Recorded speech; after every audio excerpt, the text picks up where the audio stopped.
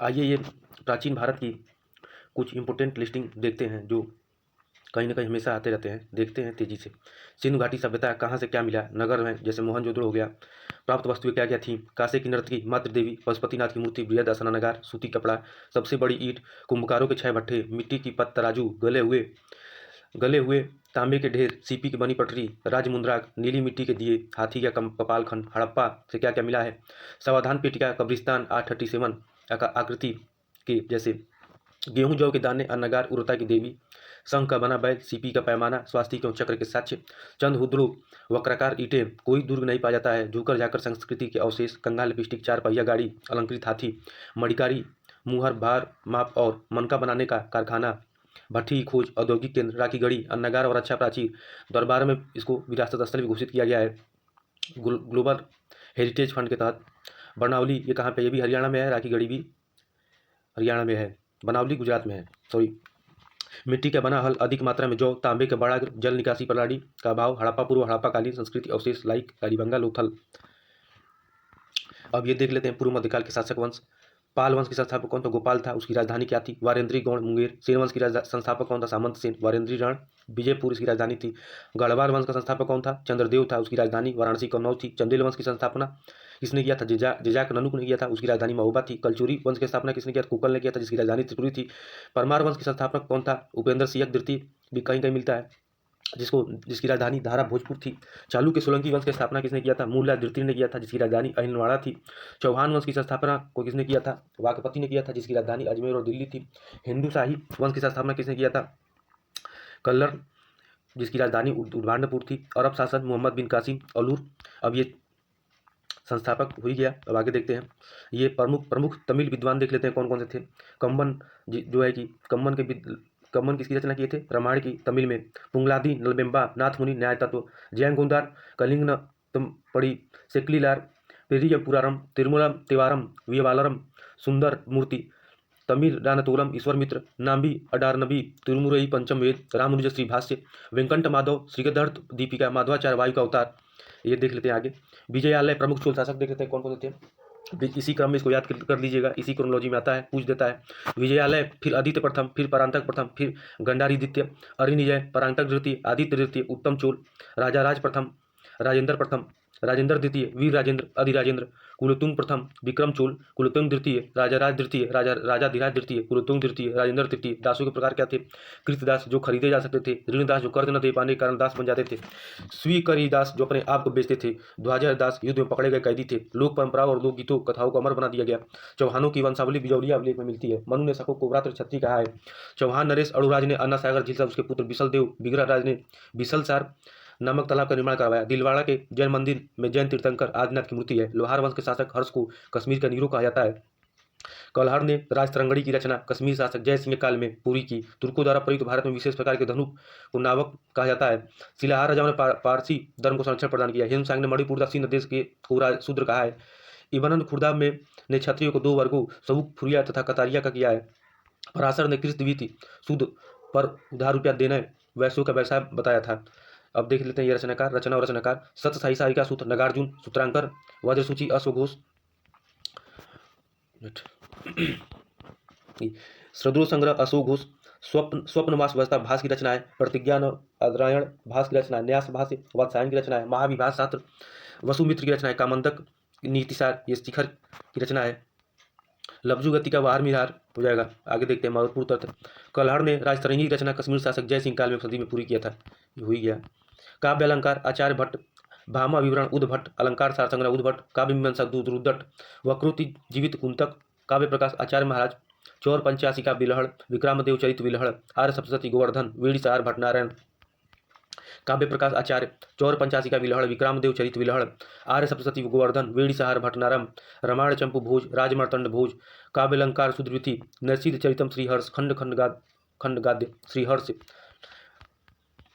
युक्त कल्पत्रु राजा भोज, राजमृगंका का राजा भोज, दशावतार चरित्र राजा भोज, दसवार चरित्र क्षमेंद्र, काला विकास क्षमेंद्र, श्रुत तिलक क्षमेंद्र, चंड कौशिक क्षमेंद्र, नैसधानंद क्षमेंद्र, कोक शास्त्र कोक पंडित, प्रमाण मीमांसा हेमचंद्र, काव्य मीमांसा राजशेखर, नवशासन चरित पदम गुप्त, आयुर्वेद सर्वस्व राजा भोज, व्यवहार समुच्चय राजा भोज, शब्दानुशासन राजा भोज, युक्त कल्पत्रु राजा भोज, राजमिहिर का राजा भोज, दसवार चरित क्षेमेंद्र, कला विलास क्षेमेंद्र, श्रुत तिलक क्षेमेंद्र, चंद्र कौशिक क्षेमेंद्र, न्यसनानंदम क्षेमेंद्र, न्यायवर्ती का तात्पर्य वाचस्पति मिश्र, न्याय सूची संबंध वाचस्पति मिश्र, संख्यात कौमुदी वाचस्पति मिश्र, न्याय सूत्रधारा वाचस्पति मिश्र, न्यायकारिका वाचस्पति मिश्र, योगसार संग्रह वाचस्पति मिश्र, प्रबंधकोश राजशेखर, कर्पूर मंजरी राजशेखर, काव्य मीमांसा राजशेखर, नव शासंक चरित पदम गुप्त, आर्य सर्वस्व राजा भोज।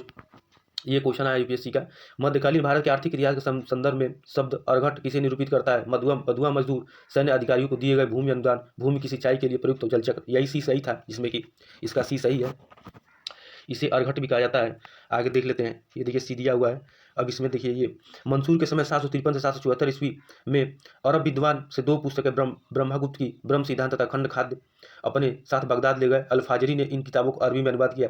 पंचतंत्र का अरबी अनुवाद कली वादिम्बना नाम से हुआ है। इसका उल्लेख अल-बरूनी ने किया था। विश्वविद्यालय की स्थापना नालंदा के कुमारगुप्त, उदंतपुर का गोपाल, विक्रमशिला का धर्मपाल।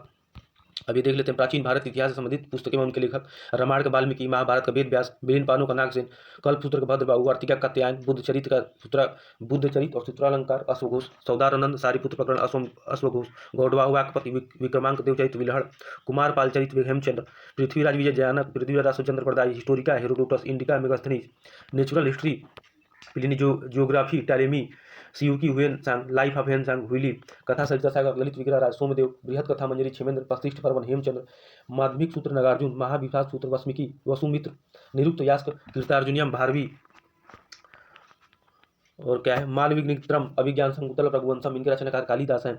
विक्रम वर्षियम मेघदूतम कुमार संभवम कालिदास, ऋतुसारम कालिदास, नवशाक चरितम पदम गुप्त, गाथा सप्तशी हाल और महाभाष्य पतंजलि, चरक संहिता चरक, सुश्रुत संहिता सुश्रुत, नाट्यशास्त्र भरत मुनि, कामसूत्रवाद सायन, स्वप्नवास दत्ता, चारुदत्त भास, अष्टधाई पाणिनि, मुद्रास देवचंद गुप्तम, विशाख दत्त, मृच्छकटिकम शूद्रक, अर्थशास्त्र कौटिल्य चाणक्य, नीतिसार कामंदक, हर्षचरित कादंबरी, बाणभट्ट, रामचरित संध्याकर नंदी, उत्तराचरित भाभूति, राजतरंगणी कलहड़, अमरकोश अमर सिंह, बृहद संहिता पद सिद्धांतिका ब्राह्मीर, ब्रह्म सिद्धांत ब्रह्मगुप्त, सूर्य सिद्धांत आर्यभट्टियम आर्यभट्ट, न्यायावतार सिद्धसेन, पंचतत्व विष्णु शर्मा। अब देखते हैं, आइए शुरू अब देखते हैं स्रोत अच्छे से। प्राचीन भारत के इतिहास जानने के स्रोत क्या क्या है? प्राचीन भारत के इतिहास की जानकारी के मुख्य 2 स्रोत हैं। साहित्यिक स्रोत हैं, पुरातात्विक स्रोत हैं। साहित्यिक स्रोत में क्या क्या आ जाएंगे? धार्मिक साहित्य हो गया, धर्मेतर अथवा लौकिक साहित्य हो गया। धार्मिक साहित्य को 2 भागों में विभाजित किया, ब्राह्मण ग्रंथ साहित्य, गृह ब्राह्मण ब्रह्मोत्तर साहित्य। अब ये देखिए प्राचीन भारत इतिहास जानने के स्रोत क्या क्या है? साहित्यिक स्रोत है, पुरातात्विक स्रोत है। साहित्यिक में फिर क्या क्या आ जाएंगे? धार्मिक साहित्य, लौकिक साहित्य, ऐतिहासिक ग्रंथ, जीवनी आदि आ जाएंगे। ब्राह्मण ग्रंथ में वेद पुराण आरण्यक उपनिषद महाभारत स्मृति आदि ग्रंथ आदि। पुरातात्विक स्रोत में क्या आ जाएंगे? अभिलेख आ जाएगा, सिक्के आ जाएंगे, स्मारक आ जाएगा, मूर्तिकला चित्रकला आदि। गैर ब्राह्मण ग्रंथ जैन बौद्ध आदि धार्मिक ग्रंथ हो जाएंगे। ब्राह्मण ग्रंथ प्राचीन भारतीय इतिहास की जानकारी हेतु महत्वपूर्ण है। वेद ब्राह्मण साहित्य में सबसे प्राचीन ग्रंथ वेद है। वेदों के द्वारा प्राचीन आर्यों में की धार्मिक सामाजिक सांस्कृतिक आर्थिक तथा राजनीतिक जीवन और प्रकाश डालते हैं। वेदों के संकलनकर्ता महर्षि कृष्ण द्वापायन वेद व्यास को माना जाता है। वेदों की संख्या 4 है। वैदिक साहित्य को श्रुति भी कहा जाता है। ऋग्वेद, सामवेद और यजुर्वेद को वेदत्रयी के नाम से जाना जाता है। ऋग्वेद के तृतीय मंडल में गायत्री मंत्र का उल्लेख है। यजुर्वेद को गद्य और पद्य दोनों में लिखा गया है। कृष्ण यजुर्वेद और शुक्ल यजुर्वेद की 2 शाखाएं हैं। सामवेद की अधिकांश ऋचाएं ऋग्वेद से ली गई हैं। ब्राह्मण ग्रंथों की रचना संहिताओं की व्याख्या सरल गद्य में की गई है। ब्राह्मण का अर्थ यज्ञ है, ब्रह्म का अर्थ यज्ञ है, अतः यज्ञ के विषयों को प्रतिपादन करने वाले ग्रंथ ब्राह्मण कहलाते हैं। आरण्यक, महाभारत में आरण्यकों को वेदों का सार कहा जाता है। आरण्यक ब्राह्मण ग्रंथों का अंतिम भाग है, जिसे दार्शनिक और रसात्मक विषयों का वर्णन किया गया है। जंगल में पढ़े जाने के कारण इसे आरण्यक कहा गया। क्या कहा गया? जंगल में पढ़ने के कारण इसे आरण्यक कहा गया। उप का अर्थ है समीप, नी का अर्थ निष्ठापूर्वक और सद का अर्थ है बैठना, अर्थात जिस तरह से विद्या ज्ञान के रूप के समीप बैठकर प्राप्त किया जाता है उसे उपनिषद कहते हैं। वैदिक साहित्य के अंतिम भाग होने के कारण इसे वेदांत भी कहा जाता है। उपनिषदों में हमें आर्यों के प्राचीनतम दार्शनिक विचारों का ज्ञान प्राप्त होता है। उपनिषदों की संख्या 108 है। उपनिषद गद्य शैली के प्राचीनतम उदाहरण है। वेदांगों का प्राचीनतम उल्लेख मुंडकोपनिषद में से प्राप्त होता है। भारत का राष्ट्रीय आदर्श वाक्य सत्यमेव जयते है, जो मुंडकोपनिषद से लिया गया है। शंकराचार्य द्वारा 10 उपनिषदों हेतु भाष्य की रचना की गई। वेदांत की संख्या कौन कौन से है? शिक्षा, कल्प, व्याकरण, निरुक्त, ज्योतिष और छंद। वैदिक साहित्य के अछूते बनाए रखने के सूत्र साहित्य का प्रयास हुआ था। सूत्र ग्रंथ कल्प नामक वेदांग से निकलते हैं। कल्प का वर्गीकरण 3 भागों में हुआ है। श्रौत सूत्र यज्ञ संबंधी नियम, गृह सूत्र लौकिक और पारलौकिक कर्तव्य का पालन। देख लेते हैं अच्छे से। धर्म सूत्र धार्मिक, सामाजिक और राजनीतिक कर्तव्यों का उल्लेख। प्रमुख स्मृति ग्रंथ कौन कौन से? मनु स्मृति, व्यागलक स्मृति, पराशर स्मृति, नारद स्मृति, बृहस्पति स्मृति। मनु स्मृति सबसे प्राचीन तथा प्रामाणिक माना जाता है। मनु स्मृति के भाष्यकार कौन कौन? टीकाकार है मेघातिथि, गोविंदराज भारुचि और कल्लुक भट्ट। याज्ञवल्क स्मृति के टीकाकार है विश्वरूप, विज्ञानेश्वर, प्रार्थक। व्याकरण ग्रंथों में सबसे महत्वपूर्ण कौन सी? पाणिनि कृति अष्टाध्यायी है। पुराण सर्वप्रथम पुराण शब्द का उल्लेख अर्थवर्ग में हुआ है। पुराणों की संख्या 18 है। पुराणों के रचयिता लोमहर्षा तथा उनके पुत्र उग्रश्रवा थे। पुराणों में भविष्य काल शैली में पकलू के रचाओं का विवरण मिलता है। मत्स्य पुराण सबसे प्राचीन एवं प्रमाणिक है। प्रमुख पुराण देख लेते हैं कौन कौन से हैं। विष्णु पुराण, मौर्य वंश, मत्स्य पुराण, आंध्र सातवाहन युग, वायु पुराण, गुप्त वंश। छांदोग्य उपनिषद में पुराणों की पंचम वेद कहा गया है। स्कंद पुराण सबसे बड़ा पुराण है। इसमें श्री आत्मनारायण, श्री सत्यनारायण व्रत कथा का उल्लेख मिलता है। अग्नि पुराण को विश्व कोश की संज्ञा दी जाती है। विश्व कोश की संज्ञा किसे दी जाती है? अग्नि पुराण को विश्व कोश की संज्ञा दी जाती है। वाराह पुराण में मथुरा नगरी नचिकेता की इस कथा का उल्लेख है। नारदी पुराण में बौद्ध धर्म की कड़ी निंदा की गई है। गौतम धर्म सूत्र सबसे प्राचीन धर्म सूत्र है। इसमें आपद धर्म का उल्लेख मिलता है। महाकाव्य, वैदिक साहित्य के बाद धार्मिक साहित्य में रामायण और महाभारत नामक दो महाकाव्य हैं। रामायण की रचना महर्षि वाल्मीकि ने की थी। रामायण कुल 7 कांड है। इसमें आरंभ में 6000 श्लोक थे जो बढ़कर 24 साल हो गए, इसलिए रामायण को चतुर्विंशति सांस्कृतिक संहिता कहा गया। इसे बालकांड, इसमें बालकांड सबसे बड़ा था तथा सबसे छोटा किष्किंधा कांड है। कौन कौन से बालकांड इसमें क्या है? सबसे बड़ा है बालकांड, क्या है इसमें सबसे बड़ा है, और सबसे छोटा क्या है? किष्किंधा कांड है। ठीक है, आगे देखते हैं। महाभारत की रचना महर्षि वेदव्यास ने की थी। महाभारत के 1 लाख श्लोक हैं, जिसके कारण इसे सहस्त्र शास्त्र संहिता कहा जाता है। महाकाव्यों से प्राचीन भारतवर्ष की सामाजिक, धार्मिक और राजनीतिक दशा की जानकारी मिलती है। आगे देख लेते हैं जैन साहित्य। जैन साहित्य को आगम कहा जाता है। भगवती सूत्र में महावीर के जीवन में प्रकाश पड़ता है। जैन धर्म का प्रारंभिक इतिहास कल्प सूत्र से ज्ञात होता है। कल्प सूत्र की रचना भद्रबाहु ने की थी। किसने किया था? भद्रबाहु ने किया था। ठीक है, सबसे महत्वपूर्ण जैन ग्रंथ हेमचंद्र कृत प्रतिष्ठित पर्वन है। जैन ग्रंथों का संकलन अंतिम रूप से 6ठी सदी में गुजरात के बल्लभी नगर में हुआ था। लौकिक साहित्य का ऐतिहासिक रचनाओं में कौटिल्य का अर्थशास्त्र का महत्वपूर्ण स्थान है। अर्थशास्त्र को भारत का पहला राजनीतिक ग्रंथ माना जाता है। कई लोग अर्थशास्त्र लगा देते हैं यहाँ पे। एक अर्थशास्त्र कैसा ग्रंथ है? ये राजनीतिक ग्रंथ है। कैसा ग्रंथ है? राजनीतिक ग्रंथ माना जाता है। ठीक है, अर्थशास्त्र मौर्यकालीन इतिहास और राजनीतिक ज्ञान के लिए महत्वपूर्ण स्रोत है। इसके अतिरिक्त विशाख दत्त कृत मुद्रा, सोमदेव कृत कथा, सविता सागर, क्षेमेंद्र कृत बृहत कथा मंजरी भी महत्वपूर्ण सूत्र है। कौलहल द्वारा रचित राजसंगड़ी से 11वीं सदी के कश्मीर का इतिहास ज्ञात होता है। ये आगे देखते हैं इसमें क्या दिया हुआ है कि प्लिनी ने प्रथम शताब्दी में नेचुरल हिस्ट्री नामक पुस्तक लिखा। पेरिप्लस ऑफ द इजिप्शियन सी नामक पुस्तक के लेखक के बारे में जानकारी नहीं मिलती है। इसका लेखक पहली शताब्दी के हिंद महासागर की यात्रा पर आया था। इसने उस समय के भारतीय बंदरगाहों तथा व्यापारिक वस्तुओं के बारे में जानकारी दी। पेरिप्लस ऑफ द इजिप्शियन सी को समुद्री यात्रियों के लिए गाइड बुक माना जाता है। फायान 5वीं सदी में चंद्रगुप्त द्वितीय के समय भारत आया। उसने तत्कालीन सामाजिक, आर्थिक, धार्मिक स्थिति पर प्रकाश डाला है। ह्वेन ने 7वीं सदी में हर्ष के शासनकाल में भारत आया। वह भारत में 16 वर्षों तक रहा। 6 वर्षों तक उसने नालंदा विश्वविद्यालय में अध्ययन की। ह्वेन की भारत यात्रा वृतांत स्यूकी नाम से जाना था। किस नाम से जाना जाता है? स्यूकी नाम से जाना जाता है। ये इंपोर्टेंट है पॉइंट। ह्वेन को प्रिंस ऑफ प्रिलिम्स अथवा यात्रियों का राजकुमार कहा जाता है। इत्सिंग 7वीं सदी के और अंत में भारत आया था। उसने विक्रमशिला एवं नालंदा विश्वविद्यालय में भारतीयों की वेशभूषा तथा खान पान आदि के विषय में लिखा है। मातोलिन में हर्ष के पूर्वी अभियानों तथा चाओजुकुआ ने चोलकालीन इतिहास पर प्रकाश डाला है। चीनी यात्री सुंगयून 518 ईस्वी में भारत आया। सप्ताहों के 7 दिनों का उल्लेख प्रथम एरण अभिलेख में मिलता है। कहाँ मिलता है? एरण अभिलेख में। ठीक है, आगे देखते हैं। अरबी लेखक अल-बुर्नी 11वीं सदी में महमूद गजनी के साथ भारत आया था। उसने तहकीके हिंद अथवा किताबुल हिंद नामक ग्रंथ की रचना की, जिसमें राजपूतकालीन समाज धर्म, रीति रिवाज आदि का विस्तृत वर्णन है। अल-बुर्नी ज्योतिष, गणित, विज्ञान, भाषा तथा संस्कृत का अच्छा ज्ञाता था।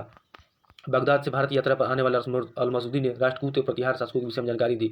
इब्न बतूता द्वारा अरबी भाषा में, किस भाषा में लिखा गया था? अरबी भाषा में लिखा गया यात्रा विवरण रेला है। यह 14वीं सदी में भारतीय उपमहाद्वीप के सामाजिक तथा सांस्कृतिक के बारे में बताया है।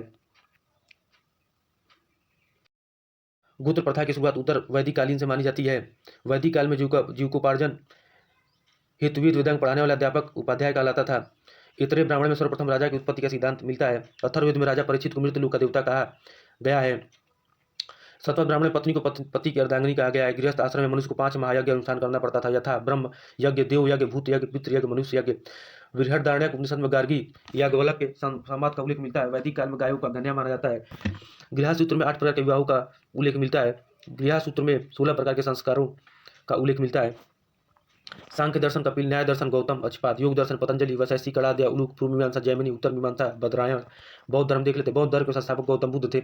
इनका जन्म 563 ईसा पूर्व कपिल वस्तु के लुम्बिनी वन में रुमनदेही नामक स्थान पर हुआ था। गौतम बुद्ध के बचपन का नाम सिद्धार्थ था। इनके पिता का नाम सुदोधन तथा माता का नाम माया देवी अथवा महामाया कुली गणराज की कन्या थी।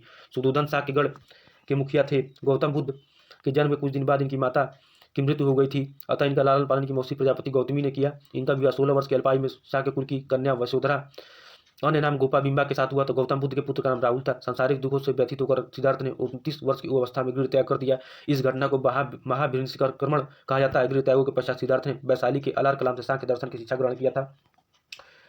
देख लेते हैं वेदांग। वेदांग क्या क्या है? इंद्र और अग्नि का स्थान सृजन के देवता प्रजापति ने ग्रहण कर लिया। पूषण जो पशुओं का रक्षक देवता था शत्रुओं का देवता हो गया। वेद को समझने के लिए 6 वेदांगों की रचना की गई है। कौन कौन से? शिक्षा, नाक, निरुक्त, कान, ज्योतिष, नेत्र, कल्प, हाथ, व्याकरण, मुख, छंद, पाव, पूर्व, प्राची, सम्राट, पश्चिमी, प्रतीच्य, सौराठ। गर्भस्थ होना, हाथी, जन्म, कमल अवसाण, गृहता, घोड़ा, ज्ञान, पीपल, बुद्ध, वृक्ष, निर्माण, पदचिन्ह, महापरिनिर्वाण, स्तूप।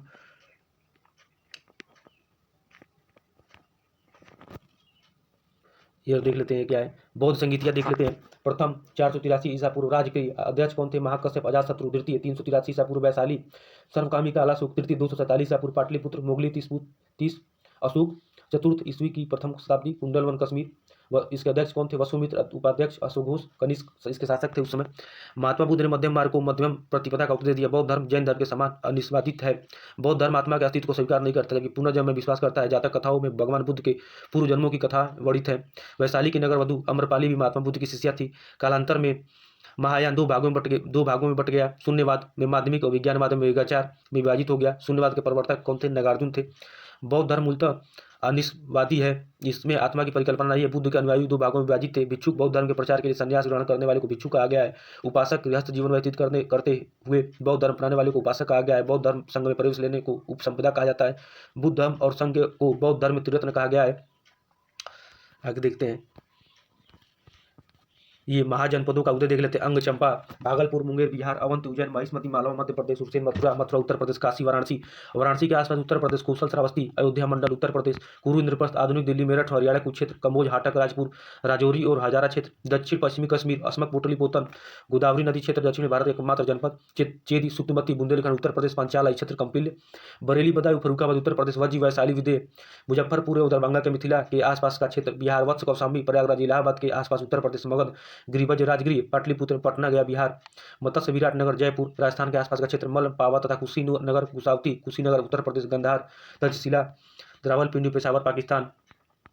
जैन धर्म देख ले। जैन शब्द संस्कृत के जिन शब्द से बना है जिसका अर्थ होता है विजेता। जैन धर्म के प्रथम तीर्थंकर और संस्थापक ऋषभदेव थे। जैन तीर्थंकर अरिस्टोनोमी भगवान श्री कृष्ण के चचेरे भाई माने जाते हैं। जैन धर्म के 23वें तीर्थंकर पार्श्वनाथ थे। पार्श्वनाथ काशी के इक्ष्वाकु वंशी राजा अश्वसेन के पुत्र थे। इन्होंने 30 वर्ष की अवस्था में संन्यास ग्रहण कर लिया। 83 दिनों की तपस्या के बाद इन्हें ज्ञान प्राप्त हुआ।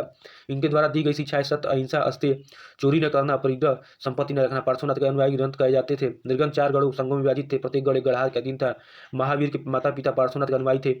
महावीर स्वामी जैन धर्म के 24वें और अंतिम तीर्थंकर थे। महावीर का जन्म 599 ईसा पूर्व में कुंडग्राम वैशाली में हुआ था। महावीर के पिता सिद्धार्थ जाति कुल के मुखिया, माता त्रिशला लिच्छवी राजा चेटा की बहन थी। महावीर स्वामी के बचपन का नाम वर्धमान था। महावीर की पत्नी का नाम यशोदा था एवं उनकी पुत्री का नाम अनुजा प्रियदर्शनी था। महावीर ने 30 वर्ष की आयु में माता पिता के पश्चात अपने बड़े भाई नंदिवर्धन से अनुमति लेकर संन्यास जीवन को अपनाया। 12 वर्षों की कठोर तपस्या के बाद महावीर को जिम्बिकम गांव के समीप रिजपालका नदी के तट पर साल के नीचे ज्ञान प्राप्त हुआ। तीर्थंकर देख लेते 24 ऋषभदेव बैल, अजितनाथ हाथी, संभवनाथ घोड़ा, अभिनंदन बंदर, सुमितनाथ चकवा, पदम प्रभु कमल, सुपार्श्वनाथ स्वास्तिक, चंद्र प्रभु चंद्रमा, पुष्पदंत मकर, डाल्फिन, शीतलनाथ कल्पवृक्ष, श्रेयांशनाथ गंडा, वासुपूज भैंस, विमलनाथ सूकर, अनंत बाज, धर्मनाथ ब्रज, शांतिनाथ हिरण, कुंथुनाथ बकरा, अरहनाथ मछली, मलिनाथ कलश, मुनि सुब्रत कछुआ, नमीनाथ नीलकमल, नेमिनाथ शंख, पार्श्वनाथ सर्प फड़, महावीर स्वामी सिंह। इसी क्रम इसको याद कर लीजिएगा। ये इसी क्रम में आता है, पूछता है क्रम लगाने के लिए। ये देख लेते हैं प्रवर्तक सांख्य कपिल, योग पतंजलि, न्याय गौतम, वैशेषिक आदि अवलुक, पूर्व मीमांसा जैमिनी, उत्तर मीमांसा पदरायण। ये देख लेते हैं प्रथम जैन समितियां देख लेते हैं प्रमुख। प्रथम 310 ईसा पूर्व स्थल कहाँ पे हुआ था? पाटलिपुत्र। अध्यक्ष कौन थे? स्थूलभद्र। शासक चंद्रगुप्त मौर्य। कार्य श्वेतांबर जैन साहित्यों की रचना। द्वितीय 512 में बल्लभी कहाँ पे है? गुजरात में है। देवार्थी गढ़ी, क्षमा श्रवण, विलुप्त जैन ग्रंथों का नए ढंग से निर्धारण संपादन किया गया इसमें। आगे देख लेते हैं क्या है। पाशुपत, ये शैव धर्म के प्रमुख संप्रदाय और संस्थापक पाशुपत लकुलिस, लिंगायत पार्श्वनाथ मतेंद्रनाथ।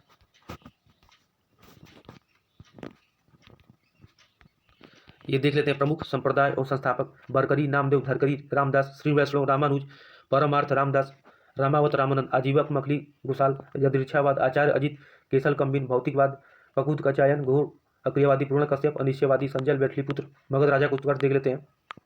आधुनिक बिहार के पटना तथा गया जनपदों की भूमि पर स्थित मगध प्राचीन भारत का एक महत्वपूर्ण राज्य था। मगध का प्रथम राजवंश हर्यक वंश था। इस वंश का संस्थापक बिंबिसार था जिसने गिरिपद राजगिरी को अपनी राजधानी बनाया।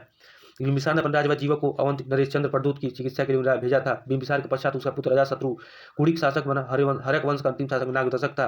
नागदशक को उसके अमात्य शिशुनाग ने अपदस्थ कर शिशुनाग वंश की स्थापना की। शिशुनाग ने अवंती राज्य को मगध साम्राज्य में मिलाया था। शिशुनाग वंश का अंतिम राजा नंदीवर्धन अथवा महानंदिन था। नंद वंश का संस्थापक महापद्मानंद था, जिसे आपुरु परशुरम भी कहा जाता है। नंद वंश का अंतिम शासक घनानंद था, इसके समकालीन पाणिनि थे। घनानंद सिकंदर की समकालीन था।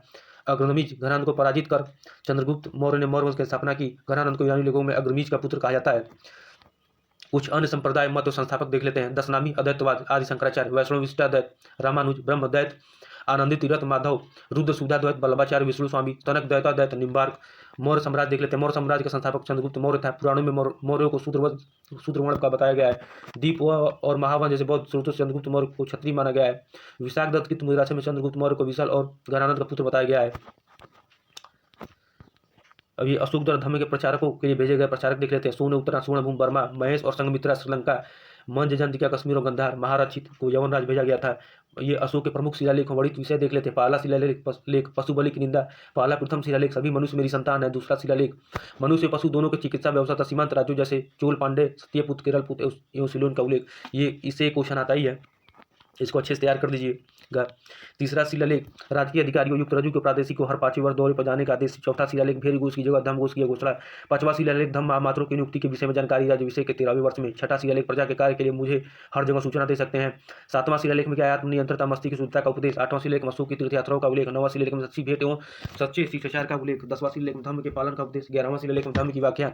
12वां शिलालेख में धार्मिक सहिष्णुता की नीति का उल्लेख। स्त्री महामात्र की नियुक्ति का उल्लेख इसी शिलालेख में मिलता है। 13वां शिलालेख कलियुग पड़ोसी राज्यों का वर्णन और 8वीं के राज्यों का उल्लेख। प्रशासनिक समितियों से कार्य देख लेते हैं। प्रथम उद्योग और शिल्प कार्य का निरीक्षण। द्वितीय विदेशियों की देखरेख। तृतीय जन्म मरण का विवरण देखना। चतुर्थ व्यापार और वाणिज्य की देखभाल। पंचम निर्मित वस्तुओं के विक्रय का निरीक्षण। षष्ठम बिक्री कर वसूल करना। बिक्री कर वस्तु के मूल्य का 4% आयाती वस्तु के मूल्य का 1/10 वसूल जाता था। इसकी चोरी करने पर मृत्युदंड की प्रावधान था। एग्रोनोमोई जिसे मार्ग निर्माण अधिकारी था। मेगस्थनी के अनुसार तत्कालीन भारत में दास प्रथा प्रचलित नहीं थी, किंतु चाणक्य 9 प्रकार के दासों का उल्लेख करते हैं। अर्थशास्त्र में गुप्तचर को गूढ़ पुरुष कहा गया है। भ्रमणशील गुप्तचरों को संचार तथा एक जगह रहने वाले गुप्तचर को संस्था कहा जाता है। न्यायालय 2 प्रकार के होते थे, धर्मस्थी दीवानी, कंटक शोधन, फौजदारी। सरकारी भूमि सीता कहलाती थी। बिना वर्ष की उपजाऊ भूमि अवदेव मात्र कहलाती थी। राजकीय भूमि को व्यवस्था करने वाले प्रधान अधिकारी सीताध्यक्ष था। स्थानिक और गोप नामक पदाधिकारी प्रांतों में करों को एकत्रित करते थे। राजू के युक्त प्रादेशिक धर्म महामात्र ऐसाध्यक्ष ब्रजभूमिक मौर्य काल के प्रमुख प्रशासनिक पदाधिकारी थे। शासन की सुविधा के लिए केंद्रीय प्रशासन अनेक विभागों में बटा हुआ था, जिसे तीर्थ कहा जाता था। अर्थशास्त्र में 18 तीर्थ तथा 26 अध्यक्षों का उल्लेख मिलता है। मेगस्थनी ने भारतीय समाज को 7 वर्गों में विभाजित किया है। सैनिक, निरीक्षक, दार्शनिक, कही, किसान, कारीगर और सभासद।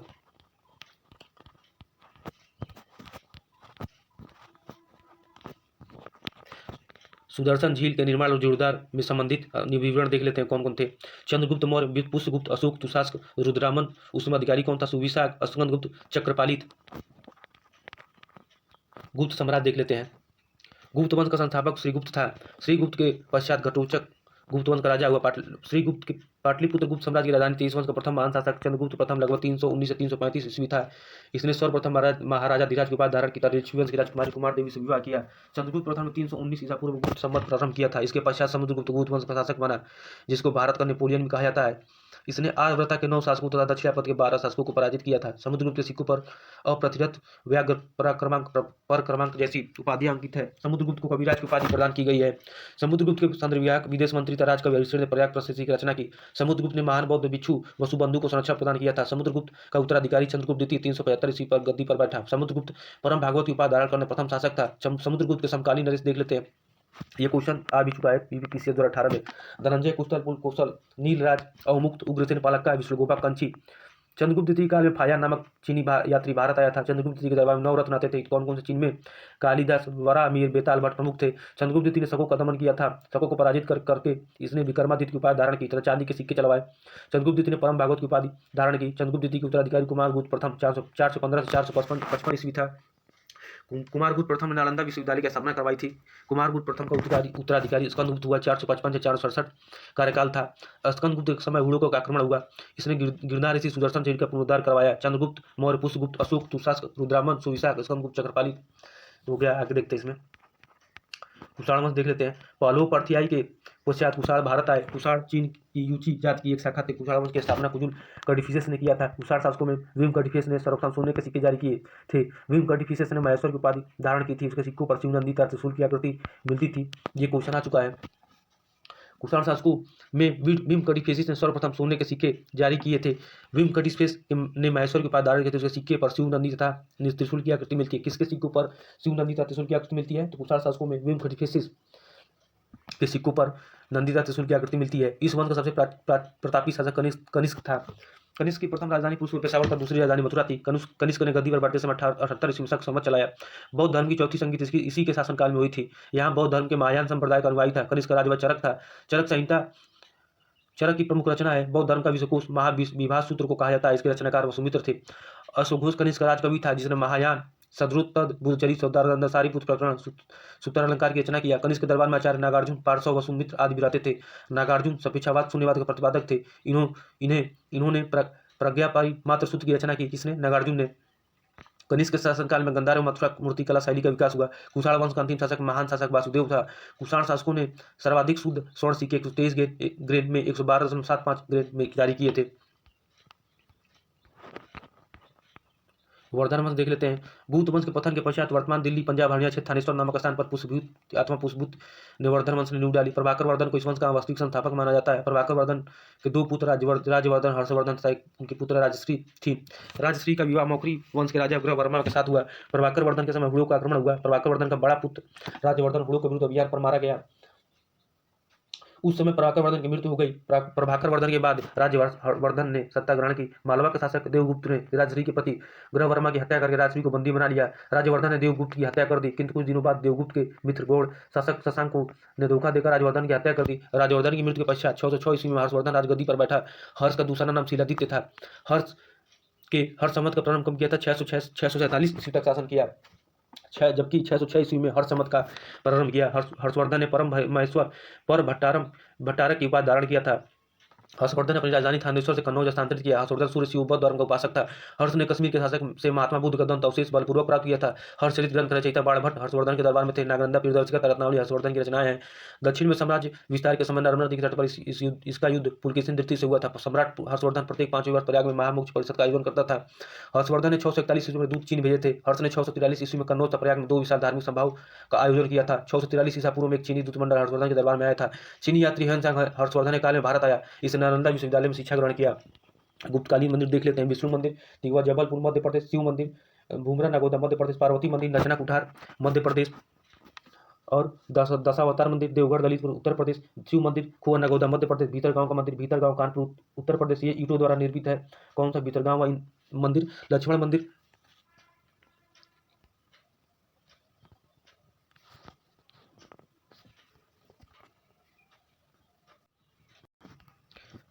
आगे देख लेते हैं क्या है।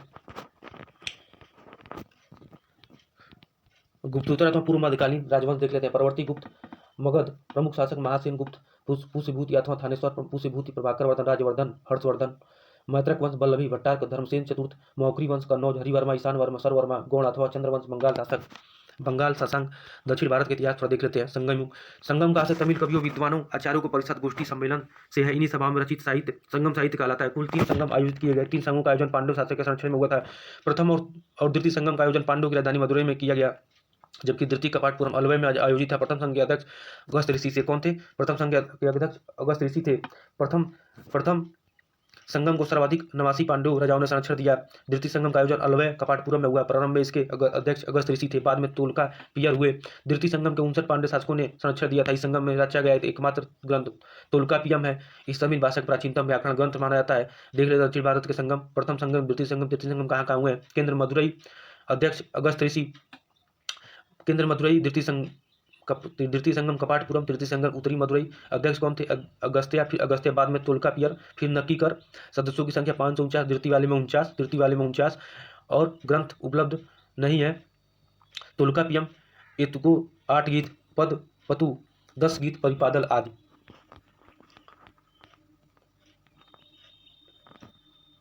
दक्षिण भारत के राजवंश देख ले। संगम साहित्य में 3 प्रमुख राज्यों चेल, चोर, पांडे राजाओं के इतिहास की रूपरेखा दी गई है। चेर राज्य आधुनिक केरल प्रांत में स्थित है। संगम युग में प्रथम चेर शासक उदयन केरल था। चेरों का राज्य चीन धनुष था। चेर शासक सेनगुटुवा ने पत्नी पूजा की प्रथा आरंभ की। चोल वंश संगम साहित्य में उल्लेख। चोल शासकों में करिकाल प्रमुख था। करिकाल को जले हुए पैरों वाला कहा गया। कालांतर में विजयालय ने 859 से 871 पल्लव वंश का अवशेष पर चोल वंश की स्थापना की। इस वंश की राजधानी तंजौर थी। विजयालय ने तंजावुर पर अधिकार करके नरकेसरी की उपाधि धारण की। किसने नरकेसरी की उपाधि धारण की? नरकेसरी की उपाधि किसने धारण की? विजयालय ने क्या किया था? नरकेसरी की उपाधि धारण की। चोलों का स्वतंत्र राज्य आदित्य प्रथम ने स्थापित किया। इसकी राजधानी कोदंडराम थी। परांतक प्रथम, राज प्रथम, राजेंद्र प्रथम, राजेंद्र द्वितीय और कुलतुंग चोल वंश के प्रमुख राजा थे। राज प्रथम श्रीलंका के उत्तरी भाग पर अधिकार करके नए प्रांत मुम्माडीचो चोल मंडलम की स्थापना की तथा इसकी राजधानी पोलोन रुआ को बनाया। राज प्रथम ने तंजौर में बृहदीश्वर राजराजेश्वर मंदिर शिव मंदिर का निर्माण करवाया। राजेंद्र प्रथम ने बंगाल के शासक महिपाल को पराजित कर गगनकुंड चोल की उपाधि धारण की। बंगाल विजय के उपलक्ष्य में नवीन राजधानी गगनकुंड चोलपुरम की स्थापना की तथा उसके निकट चोल गंगम नामक तालाब बनवाया। राजेंद्र द्वितीय चोल वंश का अंतिम शासक था।